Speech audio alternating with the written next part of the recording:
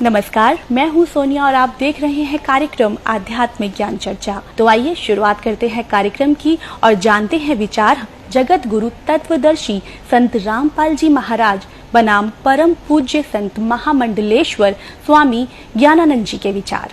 महाराज जी, हमने सुना है कि ब्रह्मा, विष्णु और महेश भी किसी और की साधना करते हैं। ब्रह्मा, विष्णु, महेश सृष्टि के उत्पत्ति करता या सीधे शब्द कहें कर्ता, भरता, हरता के रूप में वो हैं। और मूल क्योंकि परमात्मा है तो इसलिए ब्रह्मा, विष्णु और शिव भी उस भगवान की आराधना करते ही हैं। तो ये थे स्वामी ज्ञानानंद जी के विचार। और आइए अब जानते हैं आदरणीय इस्कॉन प्रमुख महंत दास जी के विचार। क्या ब्रह्मा, विष्णु, महेश भी किसी और इष्ट की साधना करते हैं? देखिए, ये तीनों के तीनों भगवान श्री कृष्ण का ही स्मरण करते हैं। ये थे आदरणीय इस्कॉन प्रमुख महंत दास जी के विचार। और आइए अब जानते हैं जगत गुरु तत्वदर्शी संत रामपाल जी महाराज के विचार।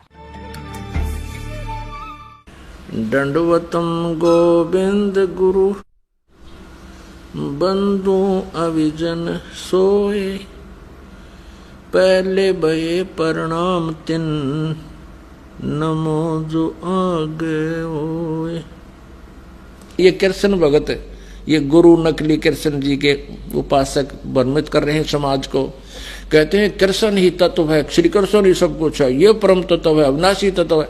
और फिर उसे प्रश्न किया, क्या ब्रह्मा विष्णु महेश नासवान है? कहाँ ब्रह्मा विष्णु महेश का जन्म मृत्यु तो नहीं कह सकते। स्वर्ग के बाद फिर उनका पूर्ण परमात्मा में विलीन हो जाते हैं और फिर स्वर्ग के बाद वापस आ जाते हैं। फिर प्रश्न किया कि ब्रह्मा विष्णु महेश किसकी साधना करते हैं? कहते उस पूर्ण परमात्मा की साधना करते हैं। अरे विष्णु जो पूर्ण परमात्मा की साधना करते हैं तो फिर अखिल ब्रह्मांड का नायक हो गया यू। और यहाँ चौथे अध्याय के 34वें श्लोक में जो एंड वेंड कर रहे हैं, बुआ बाई बक रहे हैं कि कृष्ण ही तत्व है, तत्व ही परमात्मा है, कृष्ण ही अविनाशी है, तत्व ही अविनाशी है।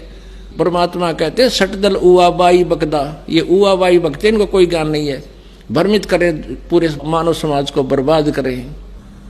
परम पिता परमात्मा पूर्ण ब्रह्म, परम अक्षर ब्रह्म, सारी सृष्टि के रचनहार, कुल के मालिक कबीर साहेब कबीर परमेश्वर जी की असीम कृपा से हम प्राणियों को ये तत्व ज्ञान सुनने का सुअवसर प्राप्त हुआ।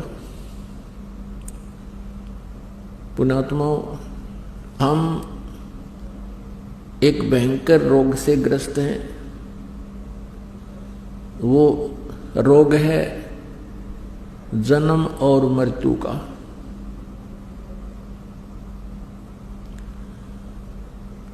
और इस रोग से कोई भी नहीं बचा है इस 21 ब्रह्मांड में रहने वाला प्राणी। यहां तक कि ब्रह्मा जी, विष्णु जी, शिव जी, जिनको हम सुप्रीम पावर मान्य करते लोक वेद आधार से, ये भी इस जन्म और मृत्यु के रोग से ग्रस्त हैं। इनको भी ये दीर्घ रोग यथावत है। पुण्यात्मा, विशेषकर पवित्र हिंदू धर्म के जो श्रद्धालु हैं वो श्री ब्रह्मा जी, श्री विष्णु जी, श्री शिव जी के ऊपर इतने आरूढ़ हो चुके हैं। इन अज्ञानी संतों के द्वारा लोक वेद सुनाए जाने के कारण कि ब्रह्मा जी, विष्णु जी, शिव जी ये अजरो अमर हैं, इनकी जन्म मृत्यु नहीं होती, ये सर्वेश्वर हैं, महेश्वर हैं। ये बिल्कुल गलत है। इनकी जन्म मृत्यु होती है, ये भी इस दीर्घ रोग से ग्रस्त हैं। आपको प्रमाण देते हैं। पुण्यात्माओं, एक ऐसा ये कुनीन टाइप ज्ञान है, ये तत्व ज्ञान, और इसको बच्चे जो होते हैं जीभ पर रखते ही थूक देते हैं। तो उसके लिए क्या करते थे, थोड़ी सी बूरा मिला करके बच्चे को वो कुनीन का चूर्ण बना करके तो वह गटका दिया करते हैं। फिर वो कुनीन अंदर जाने के बाद अपना पूरा काम करेगी। तो अब थोड़ी सी बूरा खिलाते हैं, क्योंकि ये जो दास ने कहा कि ब्रह्मा जी, विष्णु जी, शिव जी ये नासवान हैं, इनकी जन्म मृत्यु होती है, ये भी इस जन्म मृत्यु के दीर्घ रोग से ग्रस्त है।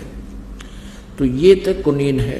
अब थोड़ी सी बूरा खिलाते हैं, अब थोड़ा सा शुगर खिलाते हैं आपको, और शुगर के साथ ये कुनीन आसानी से गले उतर जाएगी। जिन सदग्रंथों को पवित्र हिंदू धर्म सिरोधार्य मानता है, उन्हीं सदग्रंथों में यानी इन भगवानों की जीवनी में ये विद्यमान है। अब देखिएगा श्रीमद् देवी भागवत, सचित्र मोटा टाइप, केवल हिंदी,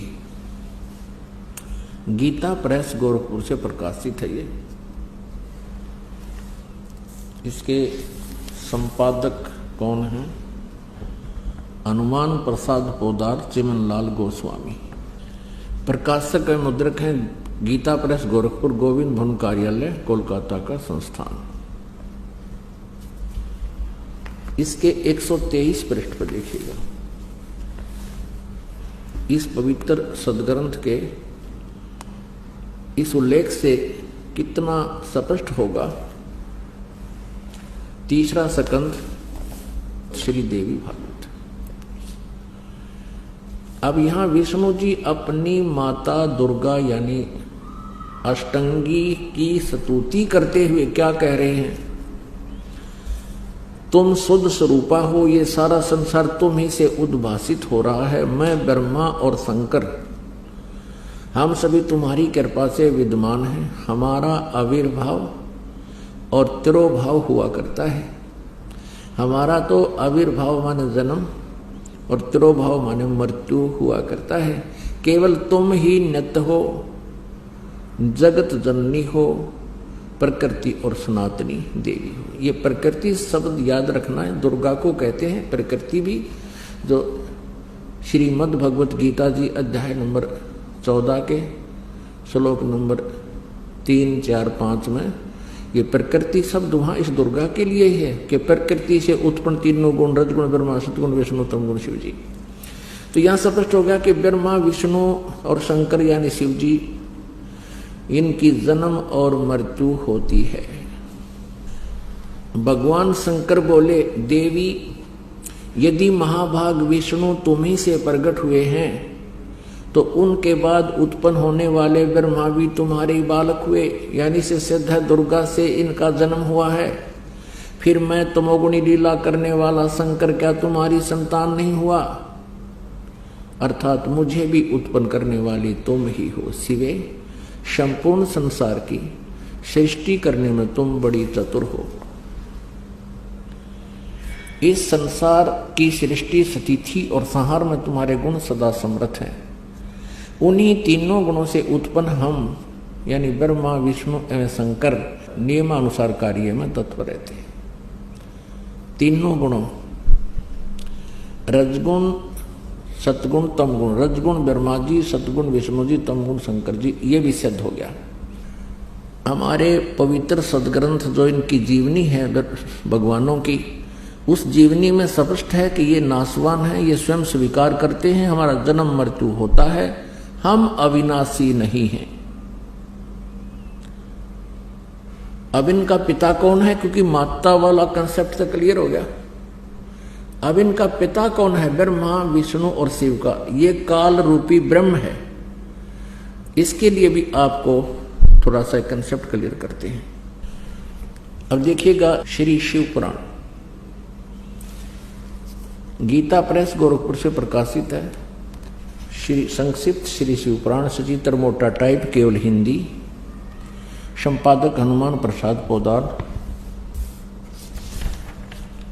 और प्रकाशक में मुद्रक हैं गीता प्रेस गोरखपुर, गोविंद भवन कार्यालय, कोलकाता का संस्थान। इसके 98वें पृष्ठ से हम पढ़ेंगे। ये रुद्र संहिता,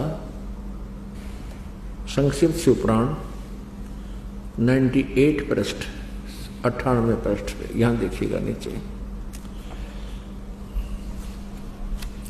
अपने पुत्र नारद की यह बात सुनकर लोक पितामह ब्रह्मा वहां इस प्रकार बोले।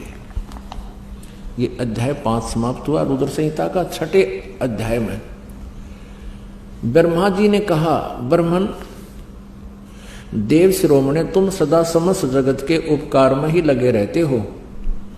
तुमने लोगों के हित की कामना से बहुत उत्तम बात पूछी है। जिस समय समस्त चराचर जगत नष्ट हो गया था, सर्वत्र केवल अंधकार ही अंधकार था। बस उस समय तत्सद ब्रह्म, इस श्रुति में जो सत सुना जाता है एकमात्र वही शेष था। ये आपने 99 पृष्ठ पर पढ़ा। अब 100 पृष्ठ पर देखते हैं। ये 100 पृष्ठ पे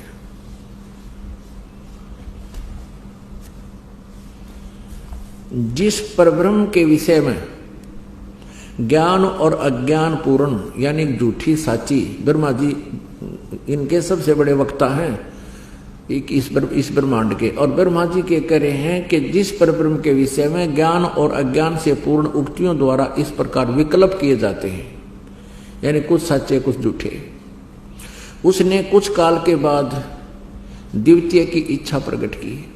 उसके भीतर एक से अनेक होने का संकल्प उदित हुआ। तब उस निराकार परमात्मा ने अपनी लीला शक्ति से अपने लिए मूर्ति की कल्पना की। अब ये काल कहता है मैं अपने वास्तविक रूप में किसी के सामने नहीं आता, अपनी योग माया से छुपा रहता हूं, ये मेरा अटल घटिया नियम है। तो ये क्या करता है, किसी को ब्रह्मा रूप में, किसी को विष्णु रूप में, किसी को शिव रूप में दर्शन कर देता है। यहां देखना, जो मूर्ति रहित परम ब्रह्म है उसकी मूर्ति भगवान सदाशिव हैं। अर्वाचीन और प्राचीन विद्वान उन्हीं को ईश्वर कहते हैं। उस समय एकाकी रहकर स्वेच्छा अनुसार विहार करने वाले उन सदाशिव ने अपने विग्रह से स्वयं ही एक स्वरूप भूता शक्ति की सृष्टि की, जो उनके अपने श्री अंग से कभी अलग होने वाली नहीं थी। उस पराशक्ति को प्रधान प्रकृति गुणवती माया बुद्धि तत्व की जननी तथा विकार रहित बताया है।